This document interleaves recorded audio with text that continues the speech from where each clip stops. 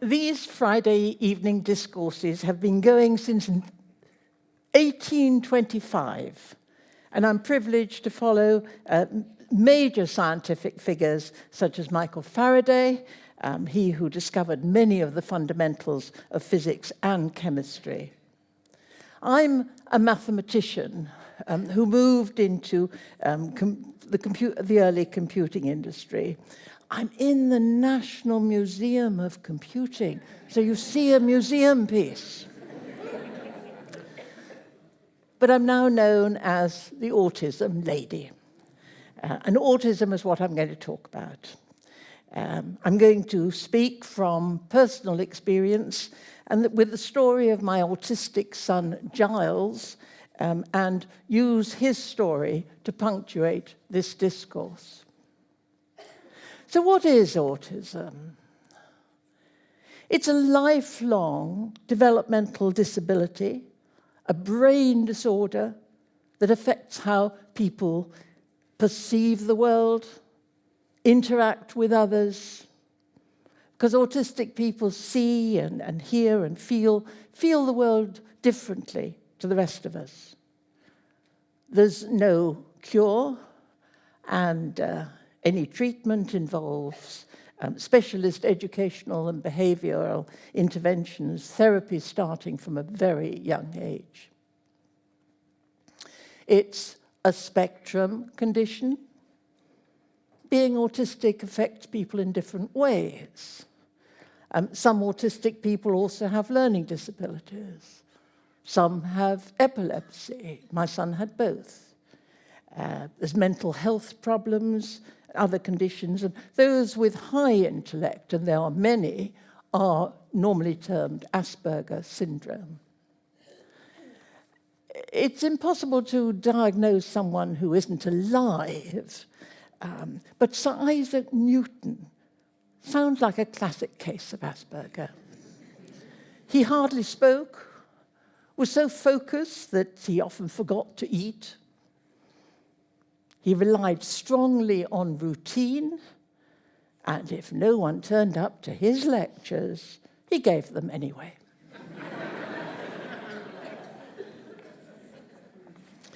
There are around 700,000 people in the UK with autism.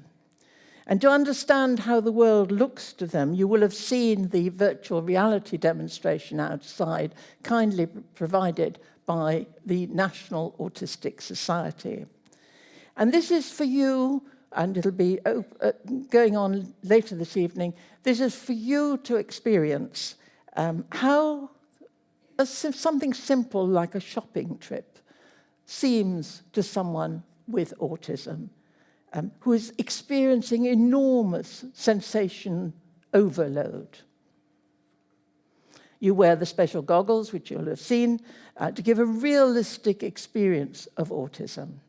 And try it for yourself, because it's a powerful learning encounter with virtual reality, of which I'm sure you've all heard.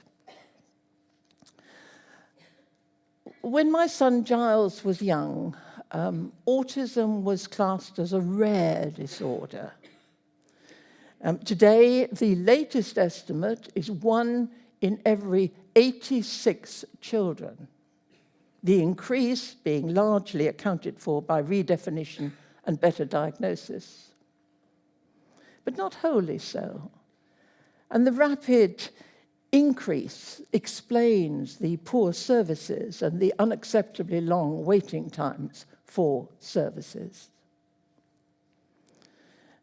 One of the early studies found a statistically significant link with engineer parents. I'm a systems engineer, of course. And there have been a raft of studies linking autism to difficult births, to Jewish parents, to mercury from mobile phones, old iPod batteries, and other products of the electronic age. None of them adding very much to information, but all of them contributing to confusion. there is no evidence that vaccines contribute to autism spectrum. Some hundreds of genes are expected to be involved, not so much defining autism, but leading to autism susceptibility. And you've got clues about autism also coming from the simpler single gene disorders where there are autism symptoms. It's found 2 or 3 times more often in boys than in girls. Is this because the girls are underdiagnosed, or do they present differently? It's been known for a long time to run in families. Someone with a child with autism has a 5 or 6% chance that a sibling would also be affected. Giles was diagnosed at the age of 3, and we were advised to put him in an institution and start our family anew. We sought genetic counselling, but there was then little understanding of what is now recognised as one of the most heritable disorders. And in any event, we decided to concentrate on the child that we had, though mourning the child that might have been. In that dark age, learning disability was called mental handicap, and many children were categorized as ineducable and came under health rather than education. And early exceptions were those with autism, so parents actually started to push for the diagnosis of autism, a wonderful example of how statistics can get skewed. As one of the cruelly called refrigerator mums of the period, I was conscious that my mathematics was not really very good training to be a mother, but I could not believe that my mothering could have affected my child so disastrously. And today, a diagnosis of autism covers a range of disability, so many that we actually refer to autisms. Some are regressive, some not. Some are associated with epilepsy, some not. The high-functioning end, Asperger Syndrome. We say autistic spectrum, but since it ranges in at least 3 dimensions, language, social, obsession with order, we should perhaps talk about an autistic space. And whichever which way, we know very little. My husband and I got one period of respite care for Giles. We let go and were certainly more able to cope after the break. We never repeated the exercise because, to be honest, the break was horrendous for Giles, and we wouldn't do it again. We had a comparable attack of independence when attendance allowance was first launched. Surely this was not for me, with my husband in full employment. But I learnt to do away with guilt and accept whatever help was available. We were desperate, reading anything that might be relevant. The current fad then was for mega vitamins. There is a disturbing fringe on the web offering conspiracy theories galore and at a price. It is clear that certain interventions help certain children, but no one knows which is going to help whom and in what circumstances.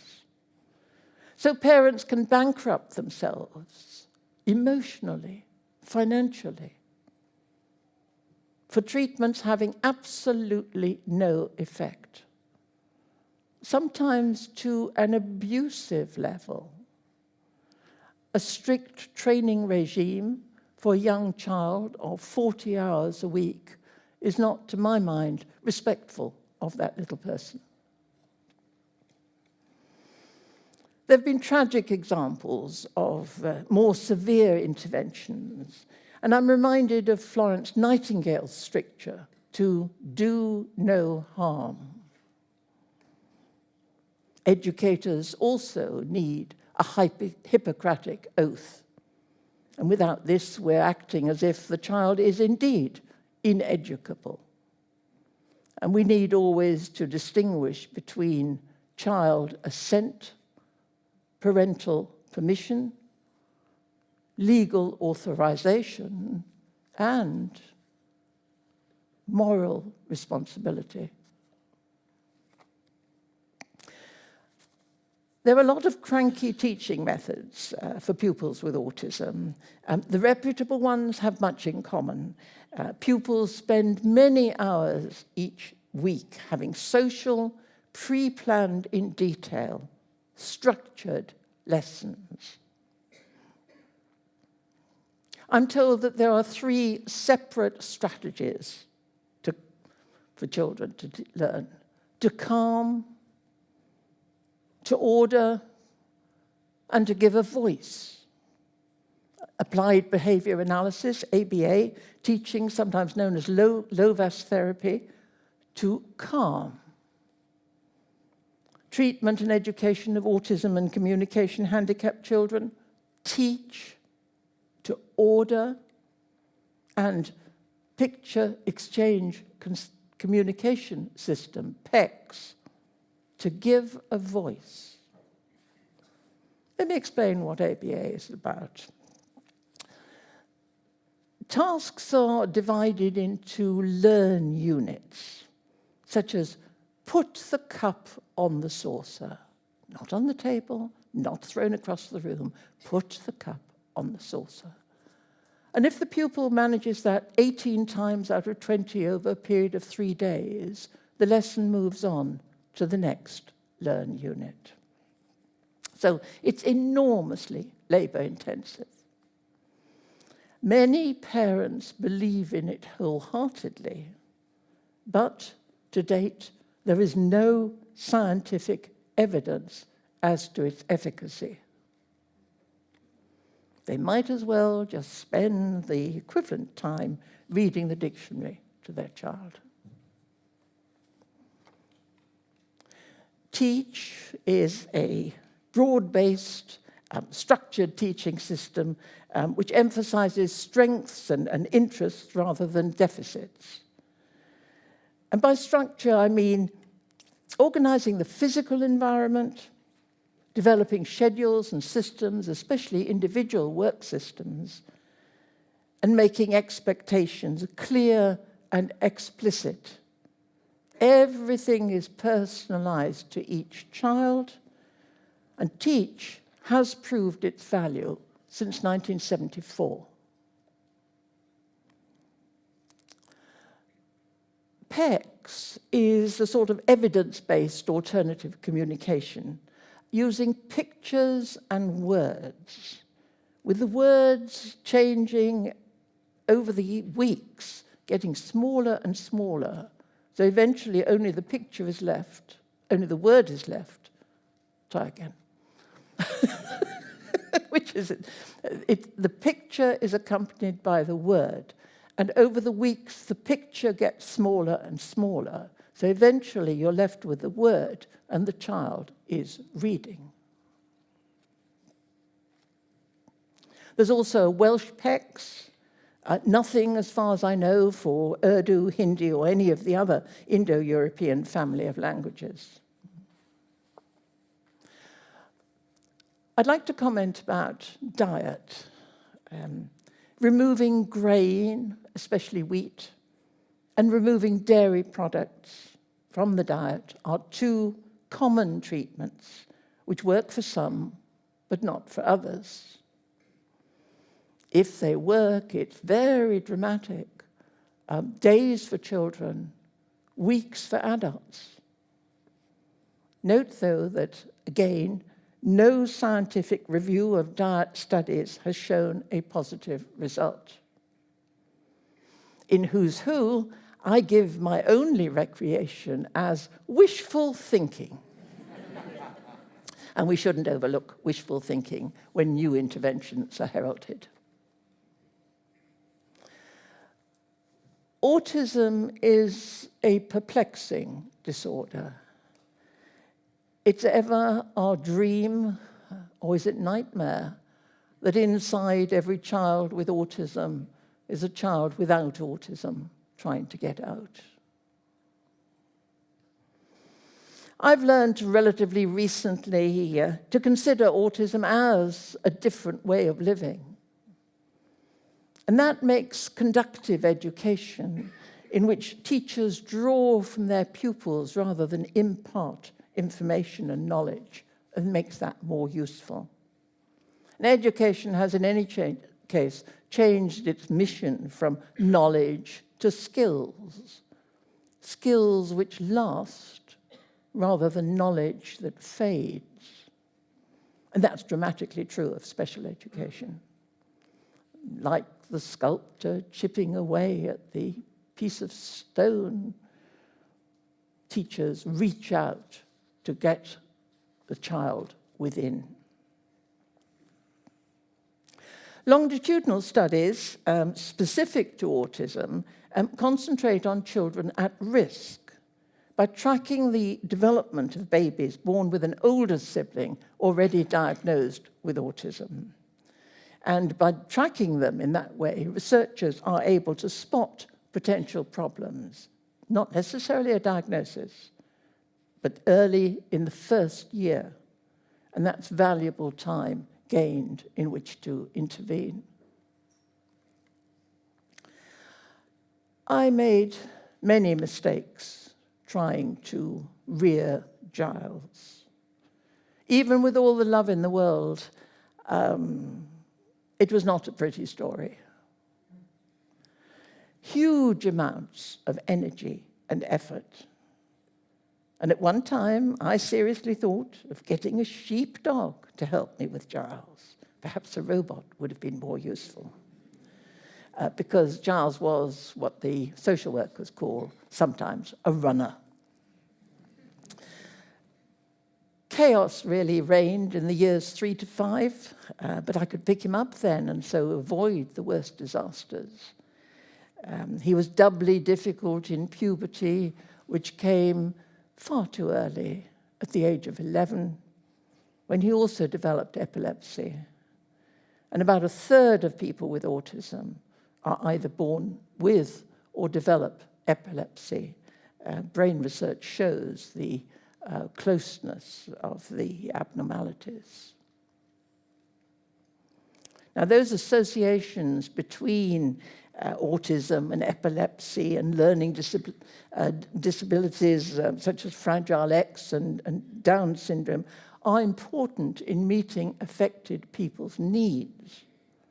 But next to nothing is known about them, about the links. At one time, Giles was prescribed lithium on the basis of possible manic depression. Depression is equally probable as existing alongside autism, and the suicide rates for Asperger adults is a horrendous 6%, approaching the 10% of the serious mental disorders such as schizophrenia. Asperger children usually realize that they are different from others at about the ages of 6 and 7. It's important to help them fit in, perhaps by getting somebody of their own age group to help them with haircuts and clothes and so on. Because bullying is 4 times more likely than for their peers. And in the teenage years, an average of 1 in 10 Asperger adolescents are victimized by their peers. And those figures are probably conservative because autistic children sort of accept things as, oh, well, that's just how things are. So they don't generally report bullying. What is undisputed is that 6 out of every 10 adults succeed in taking their own lives. And that, of course, should have been 6 out of every 100. Now, given those facts and figures, we must learn more about the nature of autism. And all organizations must continue to press for investment in research to further our knowledge. Life is not just the one with autism. We'd decided to restrict our family, but we had always to keep going, not least keep our own sanity. What the family needed was a wraparound system of support. And the ideal service would provide medical, educational, and social support services to not only just the individual with autism, but also to their family and carers. A holistic approach.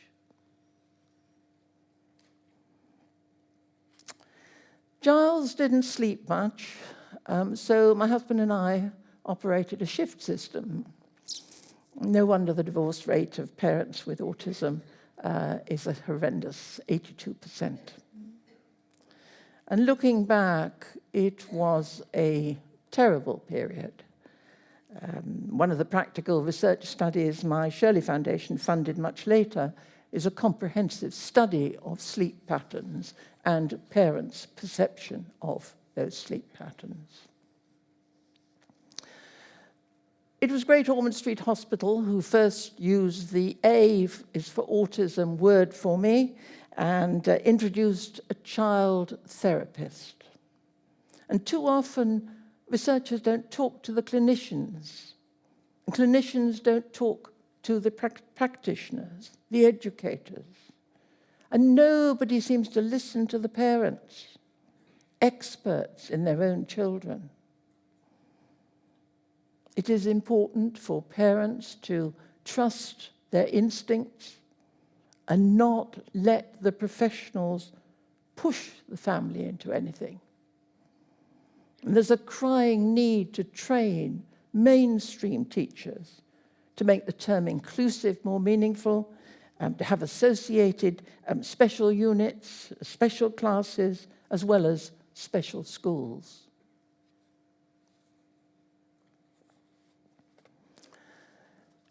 Giles lost the few words that he had as a toddler and never spoke again. A fairly typical regression. For others, vocabulary and pronunciation seem to depend less on family than TV and films. You may have seen the recent film Life Animated, which tells of autistic Owen, whose only speech was mimicking Disney characters. Giles had one term at what was called a training centre until he flinched when I waved. Somebody had been hitting him. And parents, indeed everyone, has to learn to listen hard to these non-communicating children. And later, Giles went to an excellent weekly boarding school. But we never managed to find any secondary schooling for him at all. There were occasional services that wanted to help, but often I'd just get home after having settled him in somewhere to get a phone call saying through gritted teeth that they couldn't manage and would I come and collect him. It was an awful, ghastly period. And I write very honestly about this in my memoir. We got a bit of financial help from various foundations and grants, most of whose application procedures were not relevant to autism. And there's a crying need for more and better partnerships to meet people's needs rather than trying to squeeze people into existing patterns. A quarter of autistic pupils are excluded from school at one stage or another, 2/3 of those more than once. The National Autistic Society, the world's first and now largest such association, reported that only 40% receive a service that is suitable for their needs. But if that's poor, it's a lot better than the services that adults get. Eventually, when Giles was 13, I cracked up, and since I was the main carer, both of us finished up in hospital. I came out of mine after a month and took about a year to recover. Giles stayed in a subnormality hospital, an asylum really, for 11 years. He was in a locked upstairs ward for a dozen adolescent boys. We took him home every weekend and then couldn't manage even that. So we're reduced to taking him out for a picnic in the grounds. Fine in summer, ghastly in winter, when the three of us cowered under a heat-reflecting sheet. It was very, very difficult to keep any semblance of family going.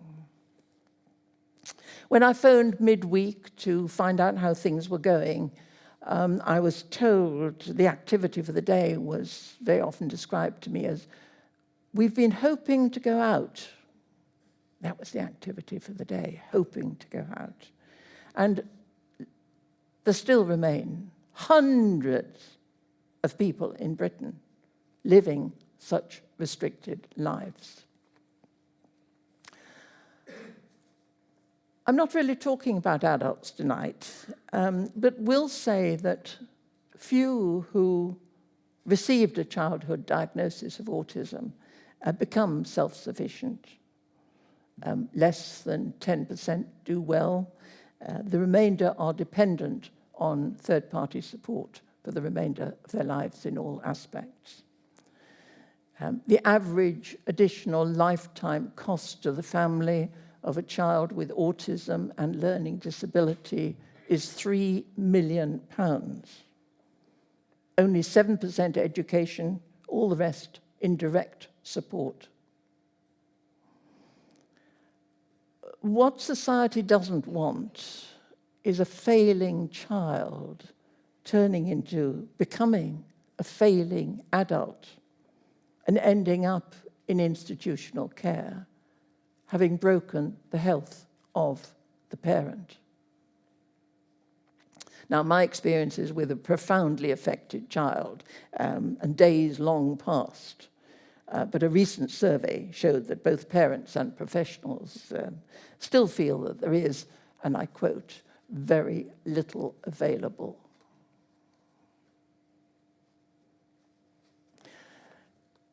Giles became institutionalized in hospital and, as can so often happen, lost most of his human rights. The abuses made us determined to get him back into the community, and so we set up an adult service, Autism at Kingwood, with Giles as the first resident. And today, Kingwood supports 118 adults whose needs challenge existing services, and is contracted to keep an overview of a further 25 adults with Asperger Syndrome who do live independently. And I'm pleased to recognize Sarah Tosh and Fleck whom some of you will have already met from the charity Dogs for Good. And for the past 7 years, Sarah and Fleck, who's a Labrador cross gold retriever, have visited Kingwood on a weekly basis to help residents with a range of skills, such as teaching people how to cross the road safely, sometimes using a head or even a body rest as a companionable way to calm things. We never got anywhere near considering part or full-time, voluntary or paid work for Giles. But jobs are now achievable in my own IT industry for those with Asperger Syndrome, and for some of Giles's peer group in work placements and support from organizations such as the Disability Equality Scheme. A good strategy is to help adults develop skills where they are sought out as consultants rather than aiming for employment, where they have to get through that difficult interview stage. In any case, all work has to be really linked to a particular child's interests. I suppose that's obvious. And in Giles's case, the only interest he really had was jigsaws and cats. So I suppose I could have found him a job in sweeping out in a cattery or tidying up a toy shop. Society accepts that it's discriminatory not to provide documents and keyboards in Braille for people who are blind. But few understand that social exclusion can also be actively discriminatory. And perhaps we all need to adapt our ways of working, our ways of living, rather than the conceitful reverse, expecting autistic people to adapt to standard environments. I've supported some 70 autism projects, including setting up 4 charities, autism charities. Now, I've explained how Giles was the first resident in the first home at Autism at Kingwood, my first charity. The second charity was the Priors Court Residential School for autistic pupils aged 5 to 18. And all the young people also have profound learning disabilities, and 80% of them have no speech. But just because pupils can't speak, doesn't mean that the national curriculum is closed to them. They're all learning to learn. And the school's motto is to learn to be. 60 pupils, plus 20 students aged 19 to 25 in a young adult centre, are supported by 600 staff and 1 robot. The fees, paid for by the 40 local authorities that the pupils come from, are necessarily high and currently range from $68,000 a year to $235,000 a year for pupils requiring 1 or sometimes 2 members of staff to support them throughout the day and night. The small classes, typically of 7 pupils, go by age, not ability, and apart from making sure that a class is not all hyperactive and that those who are noise sensitive are not grouped together with people who are very noisy, it's first come whenever there's a vacancy. And there's only a small intake each year and a careful selection process to ensure that the ones that come in really will benefit from such a specialist environment as Prior's Court. You will now hear a song about autism recorded by the school's profoundly autistic pupils and their support staff.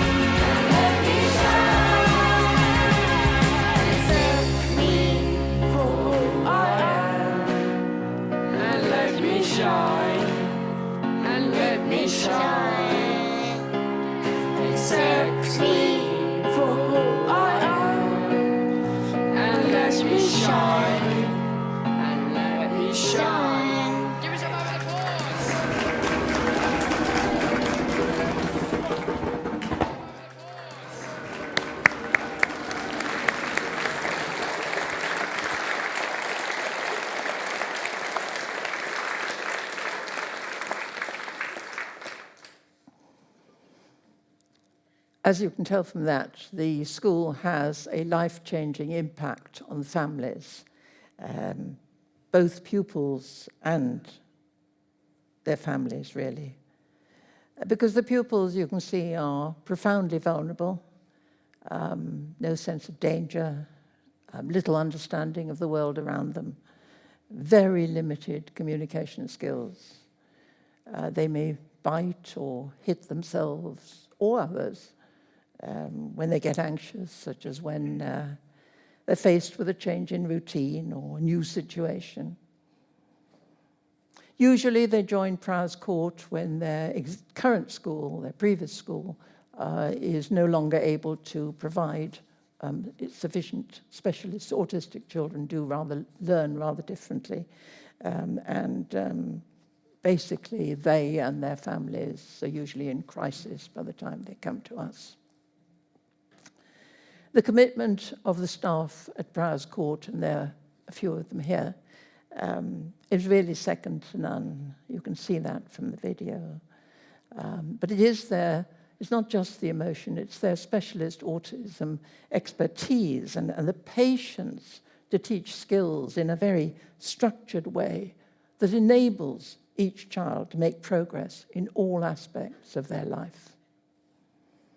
Learning to dress, to wash, to communicate, making choices about their life. And for parents, knowing that their child is safe and healthy and happy is a huge relief. And then come milestones such as being able to go out for a family meal. That's an enormous step forward. As from last year, there's also a teaching robot. Sized like a 2-year-old child, so as to be non-threatening to children and appealing to adults. And while they're much more sophisticated robots, this is a simple one to teach life skills to autistic pupils aged 5 up. And the cost is only about £5,000, with additions such as repair costs, because they do need a hip replacement from time to time. These robots were developed at the University of Birmingham in order to provide a new interactive technology for young people and with learning difficulties and autism. And its teaching success comes from show, not tell.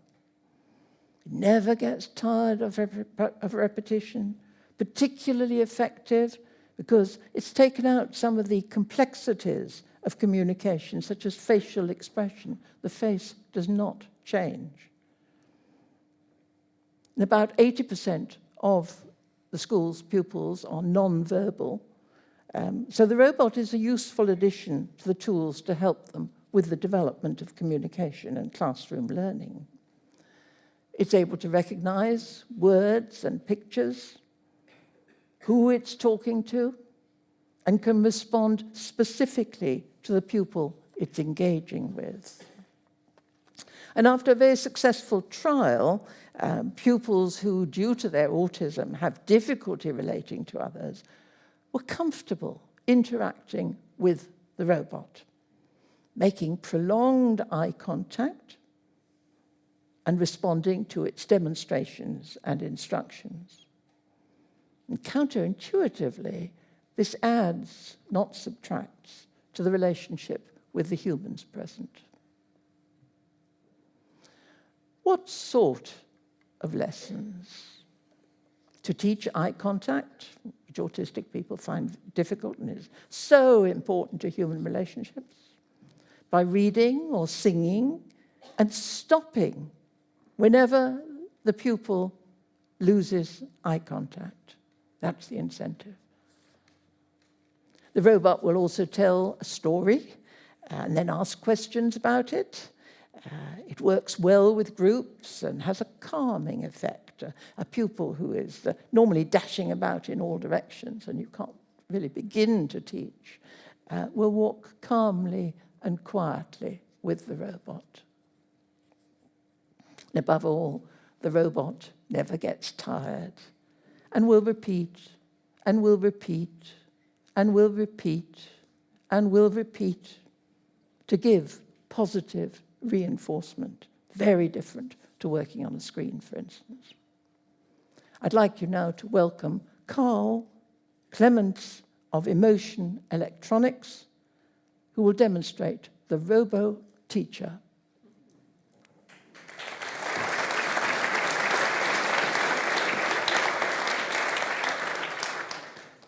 Thank you. As Dame Stephanie explained, this is not the most complex robot that you will find. If I step past my little friend here, let's see if we can just wake him up a little bit. There we go.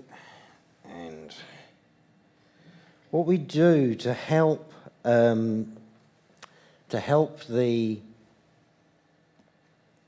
teaching staff have good control of the lessons, what we do is we provide them with a tablet that allows them to work with the robot. And as is always the way when dealing with technology, my tablet has just decided it's not going to work.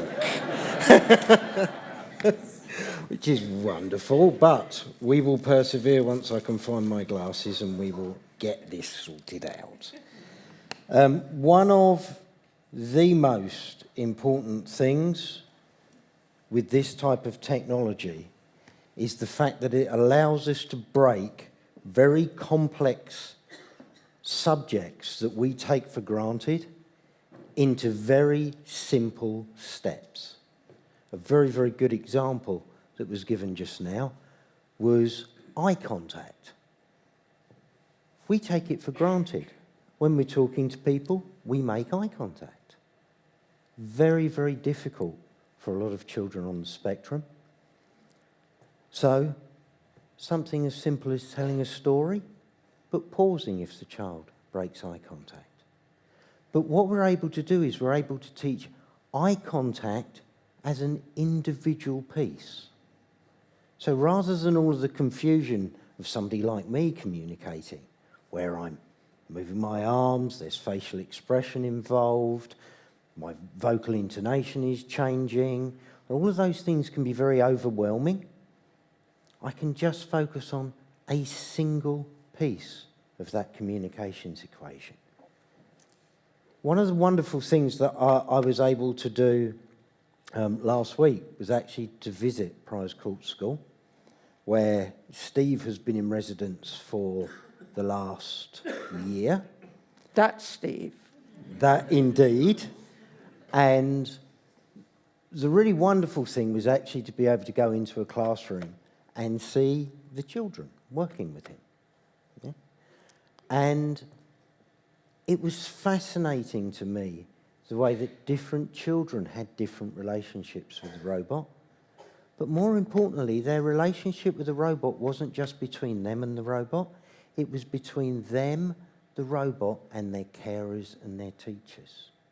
And a number of the teaching staff were telling us that what really helped them with engaging and motivating was the fact that Steve became a common interest between the student and the teaching staff. The robot is actually manufactured by a company that was originally French, that have become so advanced in the field that is referred to as social robotics. So don't think about manufacturing or industrial robotics. This is all about communication. This is about what do we do with an aging population? How do we help disadvantaged children, children on the spectrum? What we were very lucky to find was that Birmingham University's Autism Centre for Education and Research were very interested in developing specific application software based on their research that's been refined so that Steve can be the best that he can be for helping teach these lessons. And what's even more wonderful from my point of view, because to be honest, I have a great job. When I'm in the office, I get to play robots. And when I'm out of the office, I either get to speak to people such as yourself and work with Dame Stephanie, or I get to go to schools and play robots with kids that really want to play robots. Yeah, it's not a terrible job. And what's wonderful is that schools like Priors Court are now able to give us much, much more feedback about the things that they believe will work, how we can maximise the benefit that technology like Steve can bring into the schools so that we can get the most help to those children. Now, as I say, I apologise for my technology failing, not Steve. Yeah, we will be around at the end, so please, if you're interested in seeing Steve work, do come by, and I'm more than happy to show you. All I can say is that when people talk about robotics and these technologies, so many times we talk about what's going to happen in the future. What we have today with this type of technology is we have something that has been used for the last 5 years and is used today to make a genuine impact on the lives of people, to improve their quality of life. Thank you, Dame Stephanie. Thank you very much. Wonderful.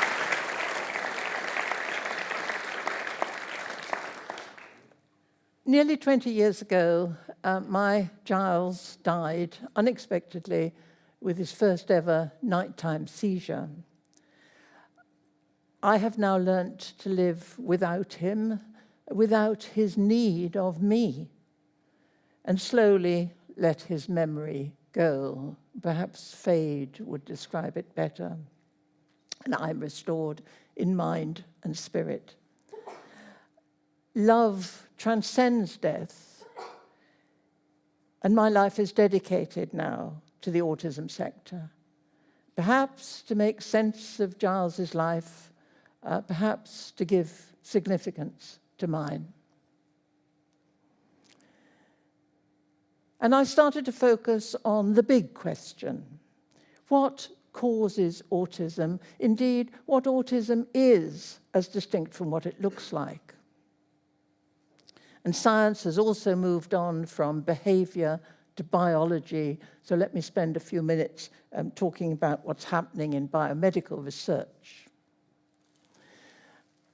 By measuring heads, children with autism have been shown to have a normal head size at birth, but increase above the population norm for the next 3 years, so that on average, children with autism have a slightly bigger head. What can that mean? Internally, imaging technologies show differences in brain anatomy, so that whereas, for example, neurotypical people process facial recognition with a certain part of the brain, those with autism use a different part of the brain. What can that mean? And research indicates that it's the abnormality of the cabling between the different parts of the brain that is the real problem. But what can that mean? And progress is hampered by not having enough post-mortem brain material, but the next few years really can be expected to deliver significant advances in genetics and in brain imaging. People are always asking if my foundation can't do more. Nobody complains that we do too much. Although autism is not a disease and can't be cured, some interventions of people with high intellect do result, after many years, in some people learning to lose their mannerisms and seemingly to lose their autism. And certainly Asperger Syndrome is now accepted as a different way of living. But there is no way I would ever choose to have a child as profoundly handicapped as Giles. Despite everything we tried to do, the quality of his life was woeful. Research is slow, research is expensive, it demands involvement and can't be delegated very far. So I'm delighted that, in line with the Royal Institution's tradition, that I'm able this evening, that my third charity, Autistica, can announce its launch of a new 600,000 fund to find and test new interventions to improve languages and communication in autism. And making ourselves understood to others goes to the heart of what we mean by being human. What do I hope you will remember from this discourse? Firstly, for you to think how the different transitions, how you can ease them, because it's difficult for children to move from playground to classroom. It's the transition, not the destination, that's so problematic. And the children need specific support with life's transitions, from home to pre-5, from pre-5 to infants, from infant to secondary, from adolescence through to adulthood.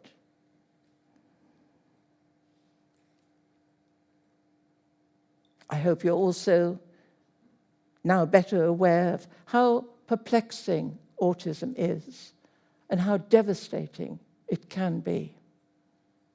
Thank you very much.